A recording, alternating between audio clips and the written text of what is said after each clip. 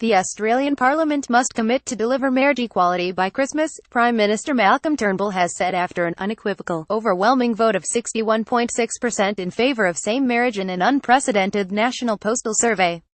As nationwide celebrations heralded a result that will give enormous momentum to a final push to achieve the historic social reform, Turnbull moved to head off attempts from Conservatives in his ruling Liberal National Coalition to frustrate or delay the legislative process.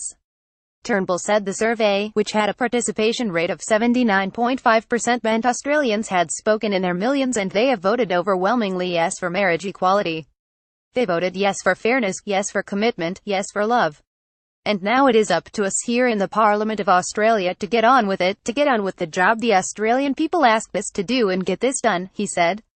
After a national vote that was resisted at every turn by marriage equality advocates who viewed it as an affront because it determined the right to equality before the law by a majoritarian vote, prominent LGBTI Australians celebrated that the Australian values of fairness and equality were reflected in the outcome. Large public gatherings in major cities, including Sydney and Melbourne, saw marriage proposals, tears, and the popping of champagne corks as Australia's chief statistician, David Kalish, announced the result in the capital, Canberra. That's a yes. Australia celebrates result of same marriage survey. Video in Melbourne. 5,000 people outside the State Library of Victoria cheered and danced to Kylie Minogue. In Sydney's Prince Alfred Park, John Paul Young sang Love is in the Air. Swimming champion Ian Thorpe, actor Magda Szubanski, Qantas chief executive Alan Joyce, and Labour leader in the Senate Penny Wong were among those overcome with emotion and keen to share their joy with fellow Australians.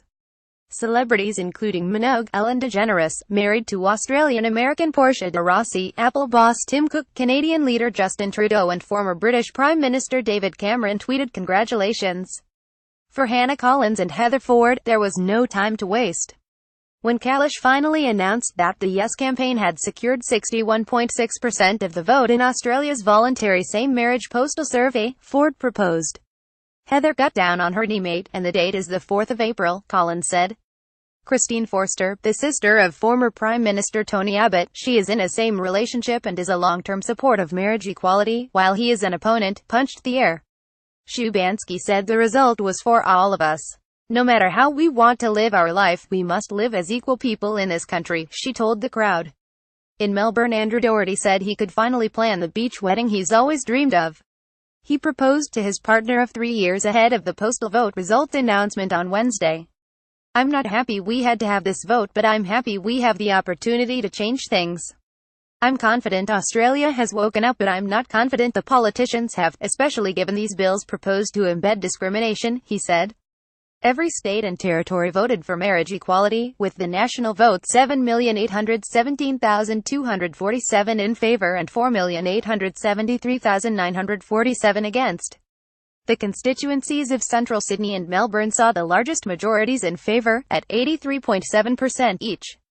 17 of the federal parliament's 150 seats had a majority of no voters, including a conspicuous swath of Western Sydney, a socially conservative and ethnically diverse area. How Australia voted. Crowds gathered in cities across Australia, at 7 a.m. in Perth, and in the rain in Adelaide. Absolute elation was reported in Brisbane.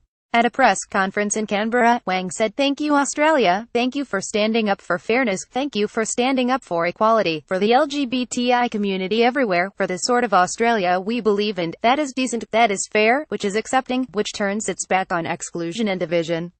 At a rally in Melbourne, the opposition leader Bill Shorten promised, "Today we celebrate, tomorrow we legislate." It may have been 61% who voted yes in the survey, but I want to say to all LGBTQI Australians, you are 100% loved, 100% valued, and after the next 2 weeks of Parliament 100% able to marry the person you love, he said. In a speech after the result, the Equality Campaign spokesman, Alex Greenwich, said today Love has had a landslide victory. Together we have achieved something truly remarkable, a win for fairness and equality, not only for the LGBTI community and our families, but for all Australians. Greenwich said the campaign had made more than 1 million phone calls and knocked on 100,000 doors, an unprecedented level of support that had exceeded any campaign in our history. In doing so, it has delivered an unequivocal mandate to federal parliament to vote this through by the end of the year, he said. Turnbull, same-marriage supporters in Australia's ruling Liberal National Party coalition, the Labour opposition, the Greens and other crossbench parties have reached a consensus around a cross-party bill that makes minimalist changes to protect religious freedom without legalising discrimination by commercial service providers, such as cake makers, as some Conservatives in the coalition government have demanded. The result on Wednesday afternoon, the cross-party group capitalized on the mandate in the survey by introducing the bill and a motion that will see the bill debated at length in the sitting week beginning the 27th of November until it is passed. Conservatives, including Abbott and the Finance Minister, Matthias Cormann, have foreshadowed that they will back amendments in Parliament, while other government MPs have said they will abstain if they don't get their way on religious protections. But the cross-party group has sufficient numbers to legislate marriage equality, provided Turnbull's position that Parliament will determine which bill to use and amendments to make holds. The cross-party group were boosted when an alternative bill, by Liberal Senator James Patterson, was withdrawn, with Patterson conceding it had no chance of becoming law. Same marriage has been banned in Australia since 2004 when the Howard government changed the Marriage Act to define marriages between a man and a woman. As many comparable countries such as the US and Britain allowed or legislated for same marriage, Australia looked increasingly out of step.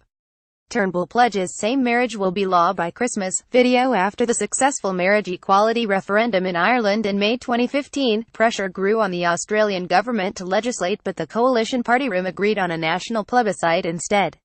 When Turnbull took the prime ministership from Conservative predecessor Tony Abbott in September 2015, he retained the coalition's commitment to hold a national plebiscite on same marriage before changing the law.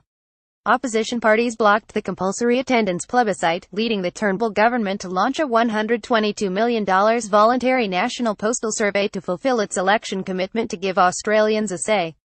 In a bruising 3-month campaign, opponents of marriage equality claimed same marriage would have far-reaching negative consequences for gender education, religious freedom and freedom of speech.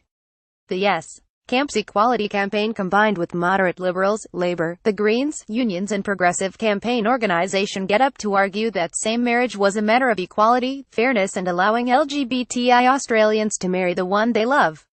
Despite assertions from Turnbull that the survey would be overwhelmingly respectful, the campaign has been marred by homophobic incidents and campaign material which continued largely unabated despite a special law passed to apply electoral law safeguards to the survey. The No campaign took increasingly bizarre turns, with Abbott using an assault that even his attacker said had nothing to do with marriage to rally Australians to his cause, and Conservatives attempting to use US rapper Macklemore's performance of his hit Same Love at the Rugby League Grand Final to claim the national campaign they called for had inappropriately politicised Australian institutions.